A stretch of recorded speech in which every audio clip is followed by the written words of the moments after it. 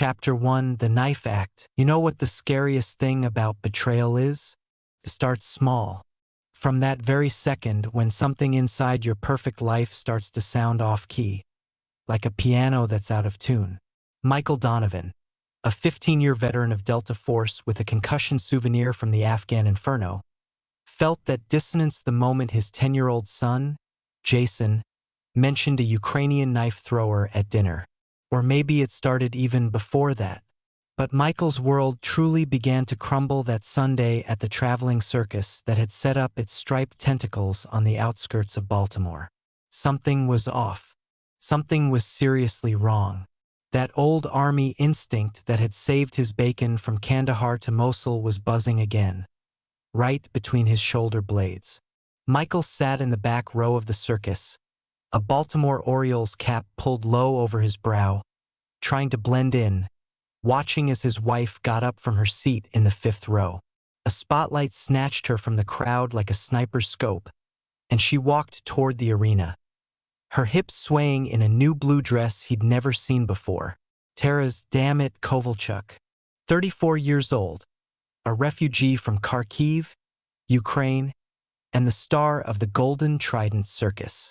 Michael knew his file by heart. 3 weeks of surveillance had paid off. Kovalchuk had appeared in the States 2 years ago when everything went south in his home country. Instead of fighting back home, he chose to skip out to the easy life. And now, there he stood in the middle of the arena in his black suit with silver embroidery, looking like a goddamn peacock, smiling with the kind of smile that made Michael's fists itch. Ladies and gentlemen. His accent was slight but still slipped into the vowels, giving his voice an exotic ring.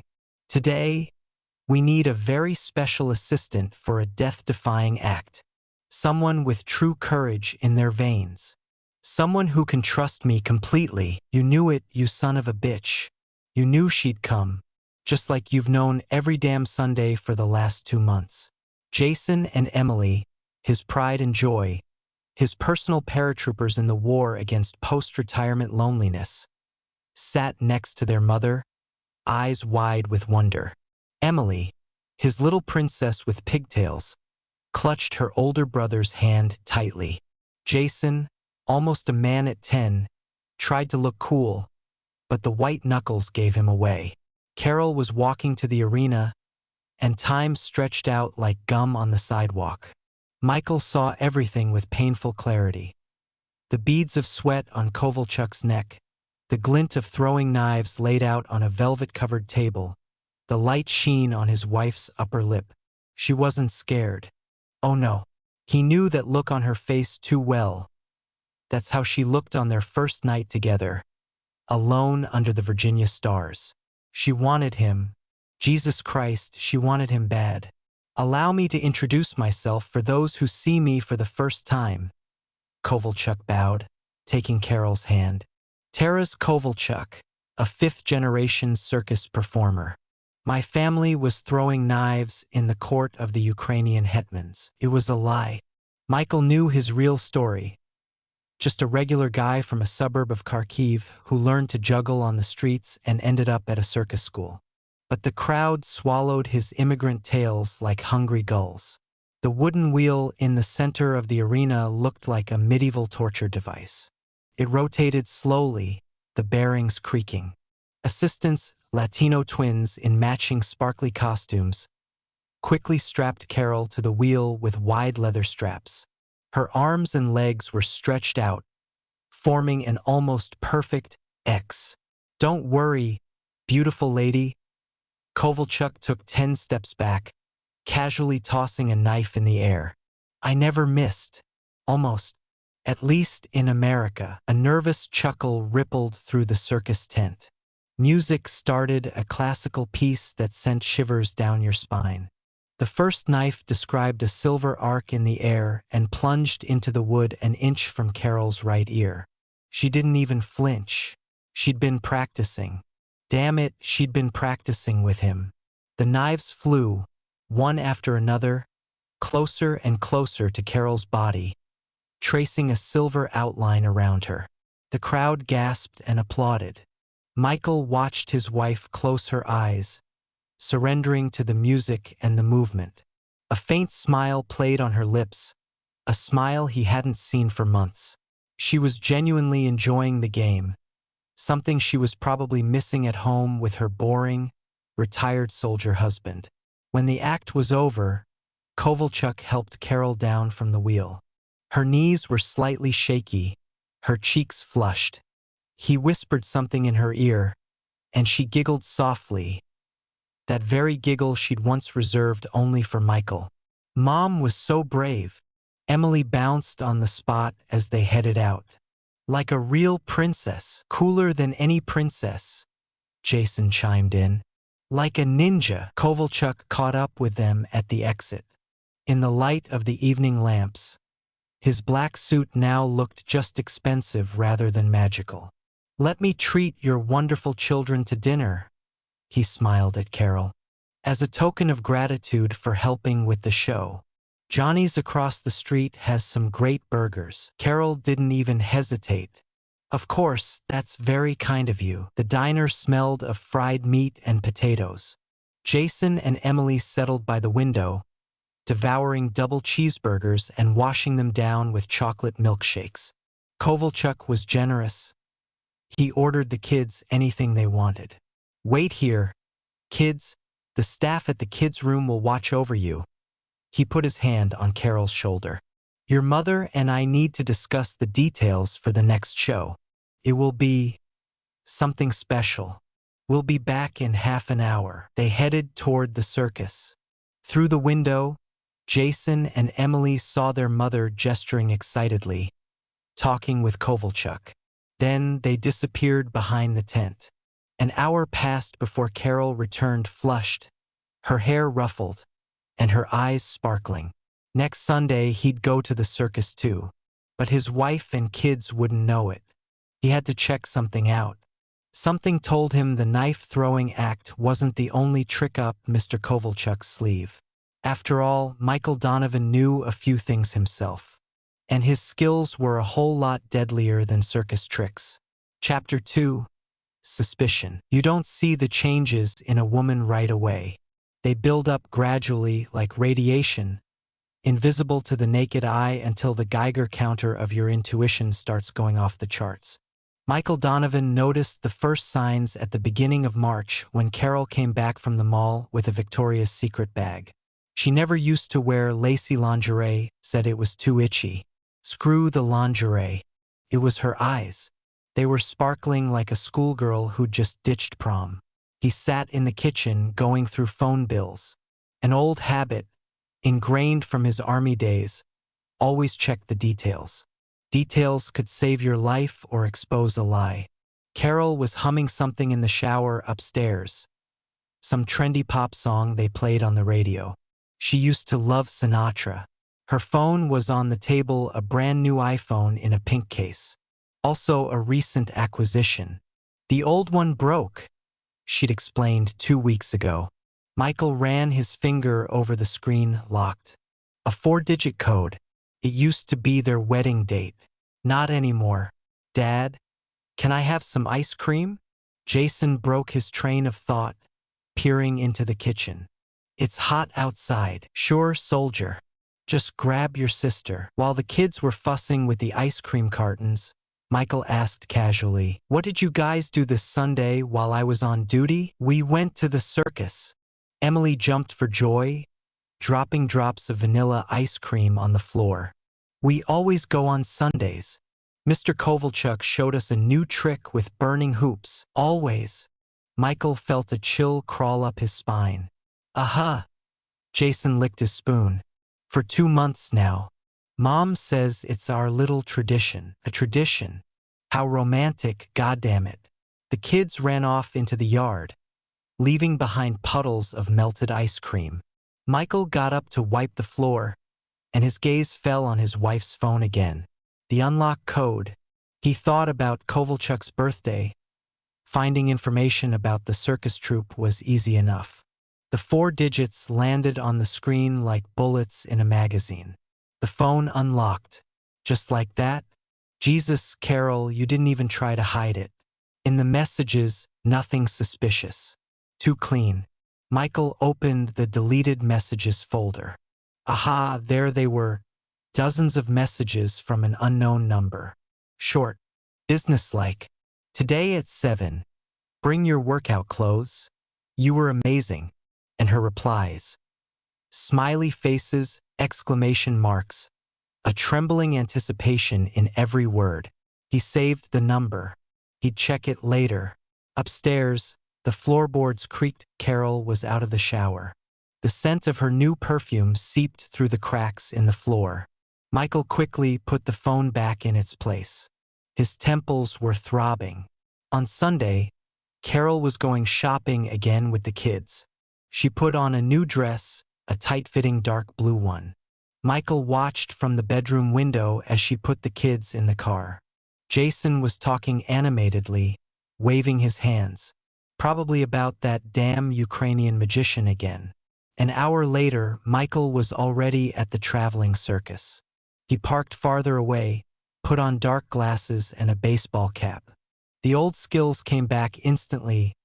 Stay in the shadows, observe, don't draw attention. People were flocking to the ticket counters. The air smelled of popcorn and cotton candy. An ordinary Sunday outing for ordinary people. The show started at exactly 3. Michael sat in the back row, where he had a good view of the whole arena. Carol and the kids had settled in their usual spot, 5th row, center. She kept adjusting her hair and looking around, waiting for him, like a girl on her first date. Kovalchuk appeared to the beat of a drum, all in black and silver, a $1 million smile. His act was the last in the first half. Fire hoops, acrobatics, disappearing into a cage with tigers. And then the trick that Michael had come to see began. And now, ladies and gentlemen, Kovalchuk's voice boomed around the tent. I will prove that my tricks are truly dangerous and require years of training. Which of you would like to try and repeat them? Michael tensed up.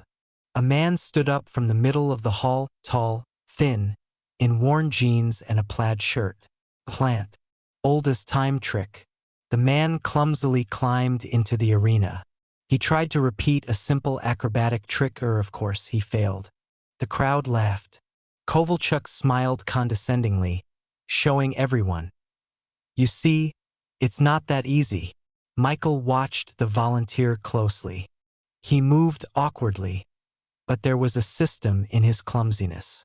Professional clumsiness. And the very same plaid shirt as in the photos from past shows. After the show, he followed the volunteer to the service entrance. He disappeared into a trailer with the sign staff.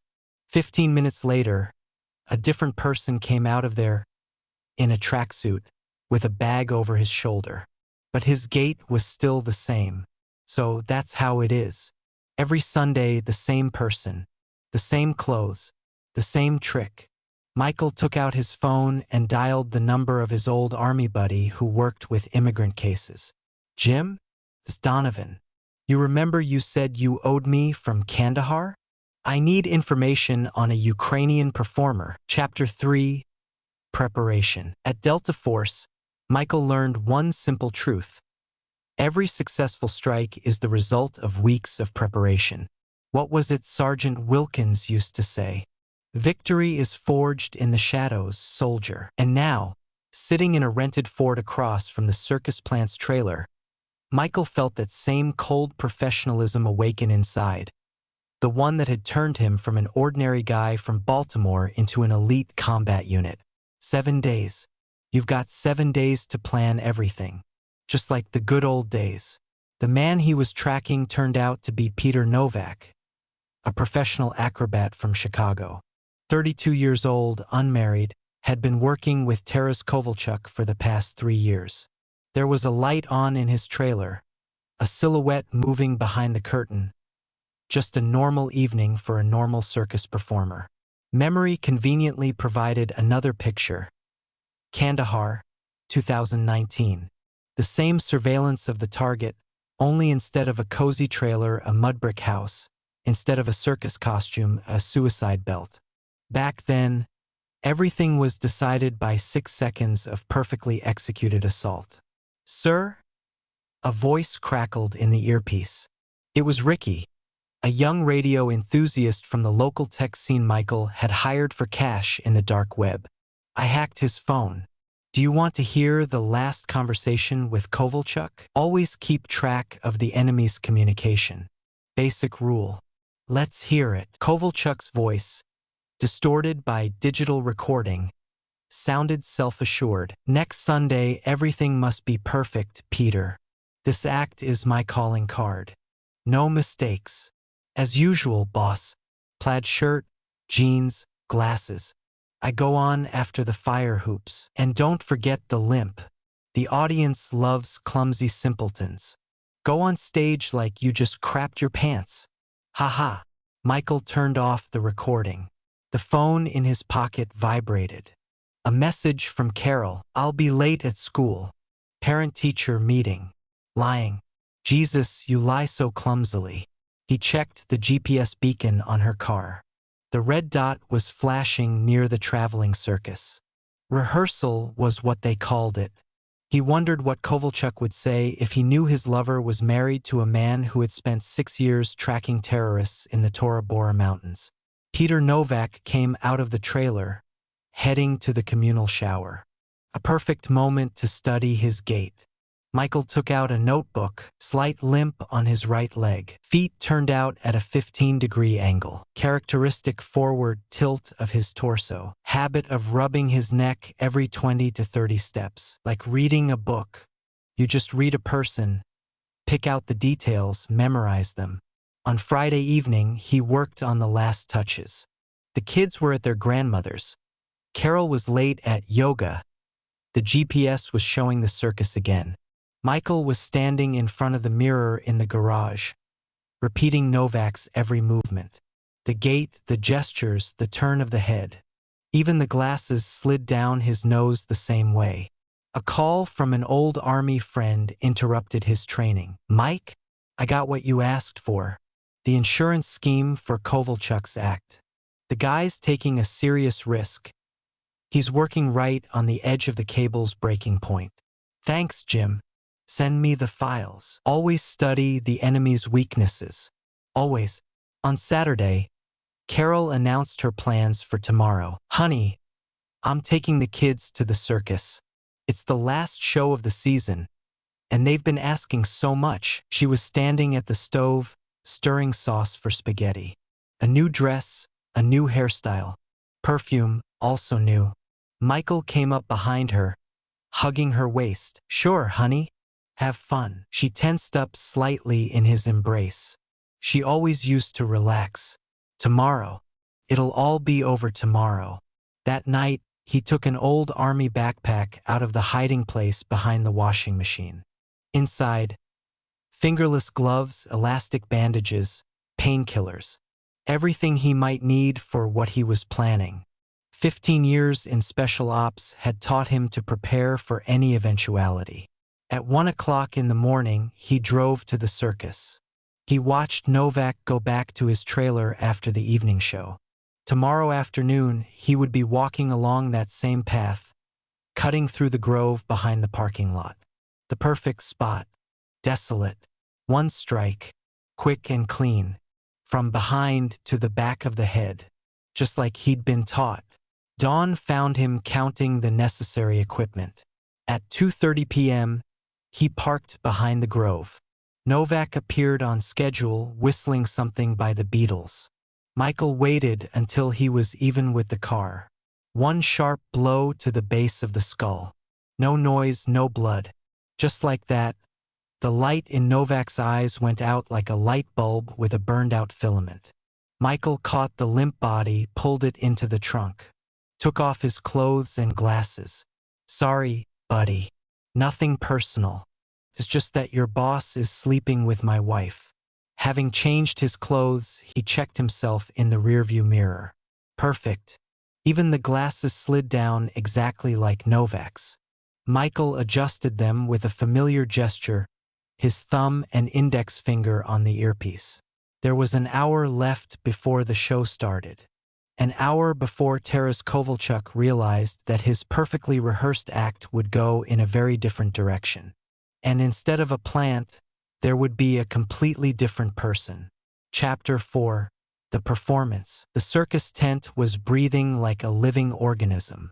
Michael felt this pulse, sitting in the fifth row in Peter Novak's clothes. The fabric of the plaid shirt felt a little tight in the shoulders. After all, the real Peter was a bit smaller.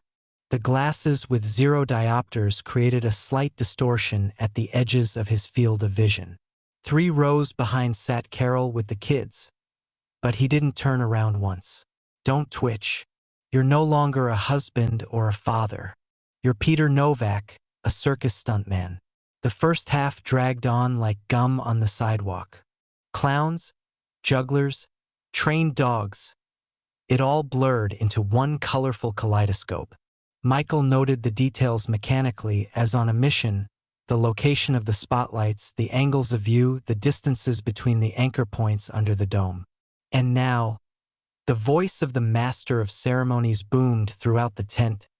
The highlight of our program, the unsurpassed master of the impossible, the man who defies death itself, Taras Kovalchuk. Now, the real show begins, you son of a bitch. The Ukrainian appeared in a beam of light, all in black and silver, like some circus prince. The first act with fire hoops went flawlessly. The crowd gasped as he dived through the burning rings, performing a double somersault in the air. Michael saw Carol digging her nails into the armrests of her seat. And now, ladies and gentlemen, Kovalchuk scanned the hall. I will prove to you that my tricks are truly dangerous and require years of training. Which of you dares to repeat them? Your turn, soldier. Michael got up, swaying slightly, just like the real Peter used to do.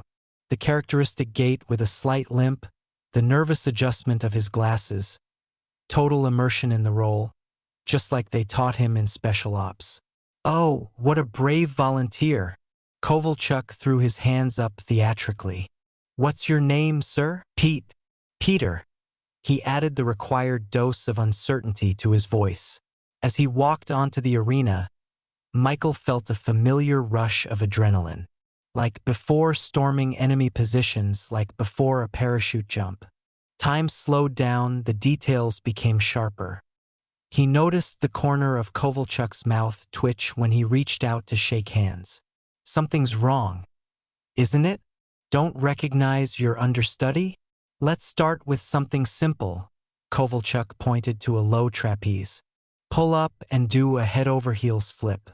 I'll show you. The acrobat flew onto the apparatus with feline grace, performing the element flawlessly. The crowd applauded. Michael approached the trapeze, acting clumsy. Out of the corner of his eye, he noticed Carol leaning forward. And then his body remembered everything. 15 years of training don't just disappear. He repeated Kovalchuk's trick with the same ease, adding a complicated element at the end from the Delta Force's closed training program. An amazed gasp rippled through the circus tent. Kovalchuk's smile faltered. Impressive. He quickly pulled himself together. But that was just a warm-up. Now, for something a little more difficult. The next 10 minutes turned into an unspoken duel. Every trick that Kovalchuk demonstrated, Michael repeated with military precision, adding something of his own. A somersault with a turn? Here's a double. A handstand?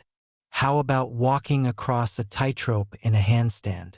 The audience no longer knew who to applaud louder for. Michael saw the sweat pouring down Kovalchuk's face. And it wasn't just physical exertion. Losing control, Ukrainian clown? This is only the beginning. Bravo, simply bravo. Kovalchuk clapped his hands, but his eyes were flashing lightning. I confess, you surprised me. Maybe you're from a circus family too. Haha, no. Michael allowed himself a smile. I just do my exercises in the mornings. The doctor told me to do that every day with my arthritis. He made sure to turn so that the spotlight reflected in his glasses, briefly revealing his eyes. Kovalchuk flinched almost imperceptibly. Did he recognize him? He should have. He must have seen his photos with the family on Carol's phone. And now, Kovalchuk raised his hands to the circus dome, his voice ringing out above the quiet arena. I will show you my signature act. Something incredible.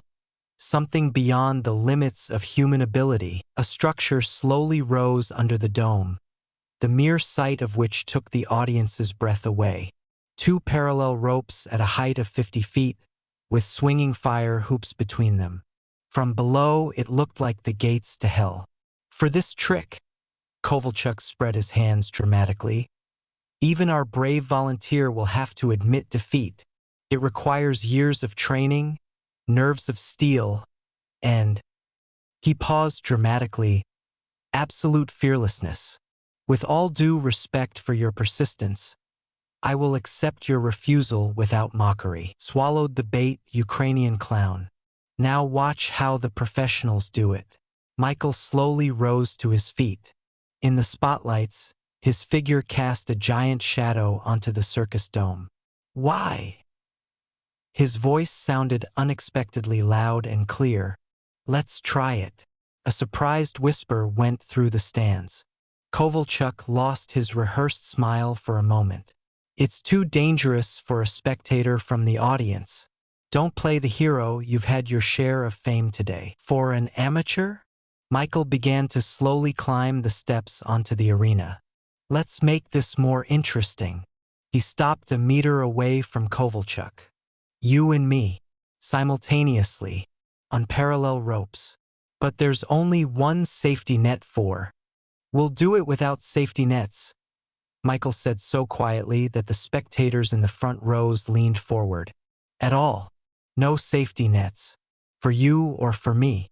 Consider it a challenge. Kovalchuk paled. In the spotlights, the beads of sweat on his forehead glistened like diamonds. That's madness, he whispered under his breath. Are you scared? Michael deliberately raised his voice so that the whole hall could hear. The great Taras Kovalchuk is afraid to show his signature act? Maybe that's why you ran away from Ukraine all the way over here out of fear? Or, he paused, was it all just a trick? A stunt with a fake audience member? A murmur ran through the circus. Someone whistled from the upper level. Kovalchuk flinched as if slapped. His eyes darted between the ropes under the dome and Michael's face. You don't understand. He began, but Michael interrupted. Then explain, right now, in front of all these people who came to see a real miracle. He gestured to the hushed hall. Or go up there and prove that you're really who you claim to be. That you're selling tickets for a performance that only you can pull off. Absolute silence fell. You could hear the flames crackling in the torches. Out of the corner of his eye, Michael noticed Carol clutching the armrests of her chair. The kids were staring at the arena, mouths agape. Kovalchuk slowly took off his silver-embroidered jacket. His hands were trembling ever so slightly. Well, okay, he gritted out. You asked for it. Oh yeah, that was exactly what he asked for. And more. Michael took off his glasses, carefully folded them, and handed them to an assistant. 2 men began climbing the stairs to the ropes, one with the grace of a predator, the other with the mechanical precision of a soldier. Both knew this ascent would change everything. Chapter 5. Under the Dome. The circus dome hung over them like an inverted abyss. Michael felt the hot air from the spotlights scorching his skin, and sweat trickled down his back in cold rivulets. Next to him, on the parallel platform, Taras Kovalchuk didn't look so shiny anymore. His silver costume had dulled in the harsh light, and his smile had turned into a nervous grimace. Scared, you bastard? This is just the beginning. 50 feet of emptiness under their feet. 2 ropes, stretched like the strings of a giant guitar. And between them 3 fire hoops, rotating with hypnotic slowness. Flames licked the metal rims, like demons waiting for their prey. Ladies and gentlemen, the master of ceremonies' voice trembled with tension. For the first time in the history of our circus, a double crossing without safety nets. The unsurpassed Master Terras and the nameless spectator from the audience. The crowd below froze, becoming a single organism with 1,000 eyes. Michael caught Carol's gaze. She was sitting in the 5th row, clinging to her children's shoulders, and her face was as white as chalk. The first step onto the rope. The metallic thread vibrated under his foot, transmitting a shiver through his whole body. Kovalchuk moved at the same time as him, 2 men, connected by an invisible thread of fate. "Lovely evening for a walk," Michael said so quietly that only Kovalchuk could hear. The acrobat flinched, his foot losing its rhythm for a moment. Something's wrong?" he muttered, balancing on the wire. "Everything's wrong." Michael took another step, approaching the first fire hoop. "You know what I felt every damn Sunday when my wife came home smelling like your cologne?" Kovalchuk froze, thunderstruck. His eyes widened in horror as recognition dawned. "Oh God! You're her husband?" Carol's husband. The name echoed through the silent circus. Somewhere below, Carol let out a stifled scream. "Bingo!" Michael bared his teeth in a smile. "But it's not God you need now, but the devil. Because you and I are going to dance in hell." The first jump through the fire hoop. Flames roared as 2 bodies cut through them almost in sync. Michael landed easily, as if he'd been walking on a rope all his life. Kovalchuk stumbled, beads of sweat forming on his forehead.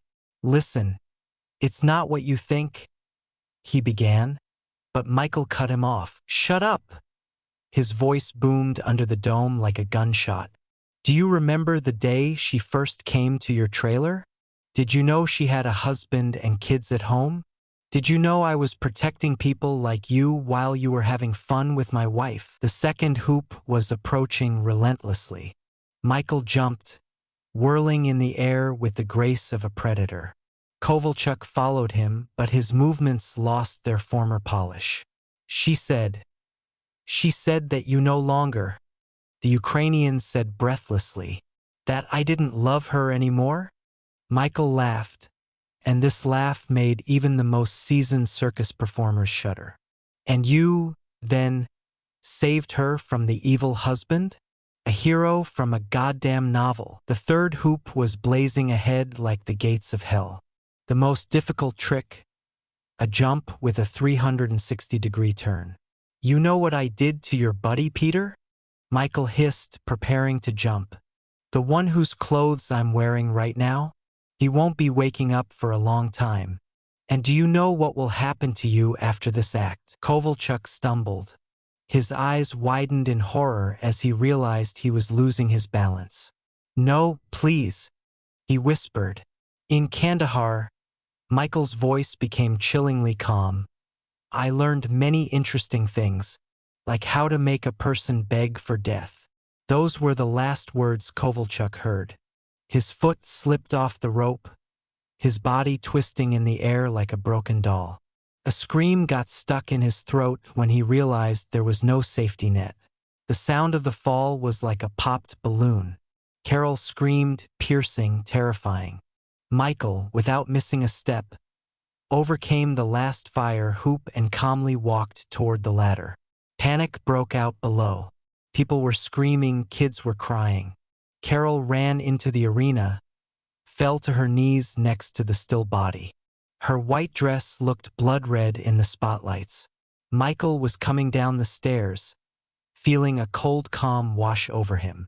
Behind him, the fire hoops were burning out, and with them the last remnants of his old life.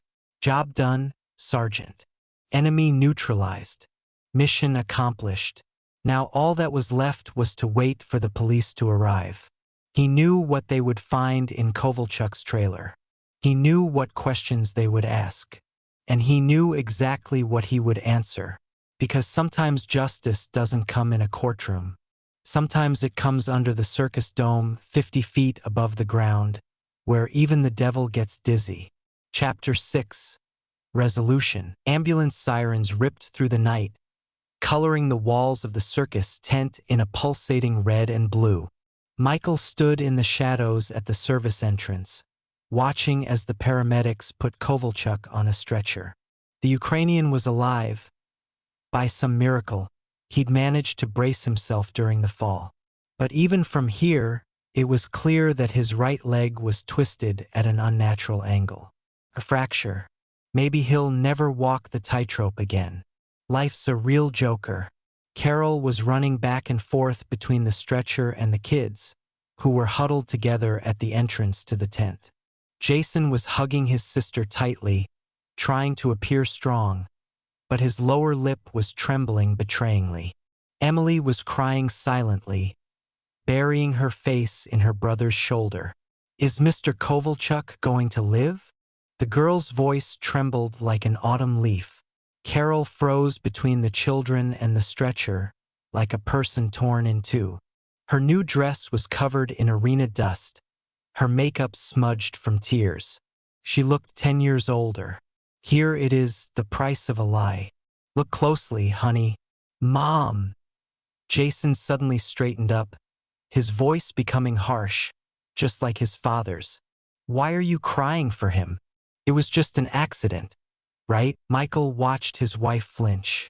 A 10-year-old boy had asked a question that tore her heart more sharply than any knife. Carol stammered, her eyes darting around the arena in search of salvation. And then she saw him. Michael stepped out of the shadows. He was still in Peter Novak's clothes, but he carried himself differently now, a rigid military bearing, the look of a man used to giving orders. The children froze, recognizing and not recognizing their father at the same time. "Dad," Emily whispered. "But how?" "Quiet, princess." His voice was calm, almost gentle. "The adults need to talk." Carol stepped toward him, her hands outstretched, as if trying to protect herself from a blow. "Michael, I can explain." "Explain?" He laughed, and the circus performers who were gathered around felt shivers go down their spines from that laugh. "What exactly do you want to explain, honey? How you took our kids to see your lover. How you used them to cover up your dirty business." "I didn't." She faltered as she realized that the children were hearing everything. "Mom." A new note appeared in Jason's voice, distrust, hurt, anger. "You and Mr. Kovalchuk." "No." Carol turned to her son. "Jason, honey, it's not what." "Don't you dare." Michael stepped forward, his voice cutting through the air like a whip. "Don't you dare lie to them again. Enough is enough. They're old enough to know the truth." Emily burst into tears. Jason stood still, his little fists clenched so tightly that his knuckles turned white. "I've been watching you for 2 months." Michael spoke quietly now, almost intimately. "Every Sunday, I saw you go to his trailer. How you came back happy, flushed. While I was working security, protecting other people's families, you were destroying ours." Whispering swept through the circus. Workers, spectators, passers-by, everyone froze, becoming involuntary witnesses to the collapse of a family. "Dad." Jason suddenly stood next to him, his eyes glistening with unshed tears. "Is that why you were up there? Did you do it on purpose?" "No, son." Michael put his hand on the boy's shoulder. "I just showed Mr. Kovalchuk that his tricks weren't so special, that anyone can do the same. It's just that he didn't handle the pressure." "You could have killed him," Carol whispered. "And you killed our family," Michael retorted. "Which is worse?" The paramedics finished loading Kovalchuk into the ambulance. The Ukrainian was conscious. His moans echoed across the hushed arena. Carol darted towards the ambulance, but stopped, catching her daughter's eye. "Mommy." Emily's voice sounded very adult. "You don't love Daddy anymore?" That simple question hung in the air like a smokescreen. Carol opened her mouth, but couldn't utter a sound. Tears rolled down her cheeks, smearing the remnants of her mascara. "Kids," Michael straightened up, "go to the car. Dad will take you home." "And Mommy?" Emily clung to his hand. "Mommy has something to think about." He looked at his wife with a heavy gaze. "And I think it's better for her to spend the night at her sister's." Jason took his sister's hand and led her to the exit. He didn't look back. Just like his father when he went on a mission, Carol remained standing in the middle of the arena, a small, broken figure in a soiled dress. Michael turned to leave but stopped. "You know what the scariest thing is? Not that you cheated on me, but that you used our kids as cover. I will never forgive you for that." He strode toward the exit, where his children were waiting for him. Behind him, he heard his wife's sobs, but he didn't turn around.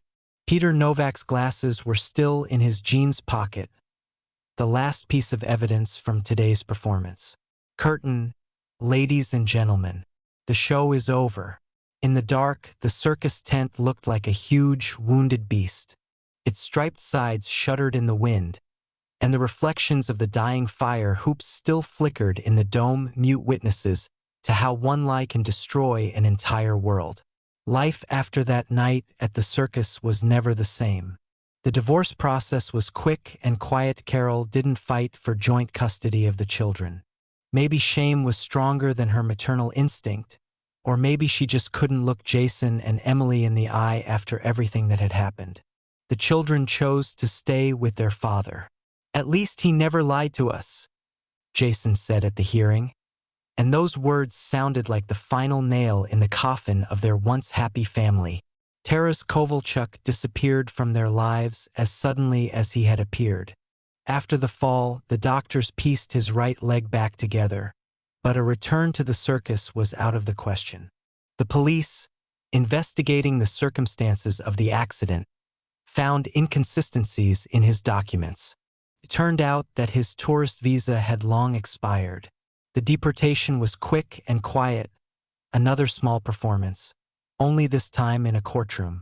They say that upon his arrival in Kharkiv, he was immediately drafted into the army.